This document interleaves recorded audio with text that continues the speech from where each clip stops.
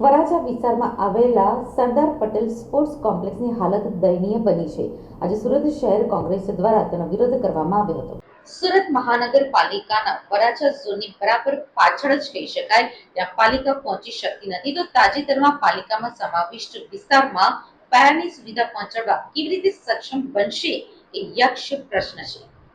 કરોડોના ખર્ચે તૈયાર થયેલા સરદાર પટેલ સ્પોર્ટ્સ કોમ્પ્લેક્સની યોગ્ય જગ્યા પસંદ કરવામાં ચૂક ખાઈ ગયેલા ભાજપના અભણ શાસકોએ પાલિકાની તિજોરી ઉપર તો મોટો ફટકો પડ્યો, પરંતુ જેમના નામનું સંકુલ બનાવવામાં આવ્યું તેમના નામની ગરિમા જાળવવા કોઈ જ પ્રયત્ન કર્યા નહીં, જેના કારણે સરદાર પટેલનું નામ માટીમાં મળી ગયું છે। ચારે તરફ માટીના થર અને જાળા નજરે પડે છે। સંકુલમાં આવેલા સ્વિમિંગ પુલમાં એટલું દુર્ગંધ મારતું પાણી ભરાયેલું છે કે ત્યાં ઉભા રહેવું મુશ્કેલ બન્યું છે। કોંગ્રેસના કાર્યકારી ઉપપ્રમુખ દિનેશ સાવલિયાએ કહ્યું કે સ્પોર્ટ્સ સંકુલની આસપાસની વસ્તી તેમજ સિક્યુરિટીના અભાવે આખી બિલ્ડિંગ ભૂત બંગલા સમાન બની છે, તો બીજી તરફ માવજતના અભાવે દરવાજા, બારી તેમજ ઇન્ટિરિયર તૂટેલું ફૂટેલું નજરે ચડે છે। ગમે તે માણસો ગમે તે સમયે સંકુલમાં પ્રવેશી જાય છે। આ સ્થિતિને જોતા દારૂડિયા અને ગજેરિયાઓ એક સેફ સ્થાન મળી ગયું છે। ગેરકાયદેસર પ્રવૃત્તિ માટે આ જગ્યા સેફ હોવાથી દારૂડિયાઓ અને ગંજેરિયાઓ સાથે જુગારીઓ પણ એક થઈ ગયા છે।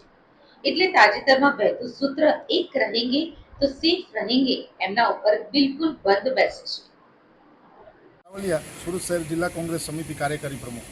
કયો વિસ્તાર છે, શું પ્રશ્ન છે? આ વરાછા વિસ્તાર એક્ઝેક્ટ ઝોન ઓફિસથી ખૂબ નજીકમાં 500 મીટરની અંતરે આવેલું છે। આ સરદાર વલ્લભભાઈ પટેલ સ્પોર્ટ્સ કોમ્પ્લેક્સ બનાવવામાં આવ્યું છે।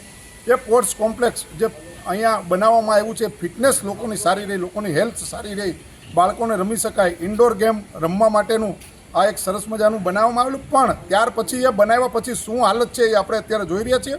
ખૂબ દયનીય પરિસ્થિતિમાં છે। જે સ્પોર્ટ્સ કોમ્પ્લેક્સ છે પોતે પણ ફિટ નથી, એ પોતે પણ અનફિટ છે, અને લોકોના જે કરોડો રૂપિયાની જમીન છે, કરોડો રૂપિયા ત્યાર પછી આની ઉપર લગાવવામાં આવ્યા છે, એ લોકોના પરસેવાના વેરાના પૈસા છે, અને એનો સદુપયોગ થવો જોઈએ, એને બદલે કેવો ઉપયોગ થઈ રહ્યો છે આપણે અહીંયા જોઈ રહ્યા છીએ। સતત ને સતત ભારતીય જનતા પાર્ટી જે વિકાસની વાતો કરી રહી છે, એ સતત ને સતત જે જાહેર સુવિધાઓની જ્યારે મુલાકાત લેવાની વાત આવે, જ્યારે જાહેર સુવિધાઓની વાત આવે ત્યારે સદંતર નિષ્ફળ ગઈ છે। આ લોકોનો જે કરોડો રૂપિયા છે પાણીમાં ગયા હોય એવું અત્યારે અહીંયા લાગી રહ્યું છે।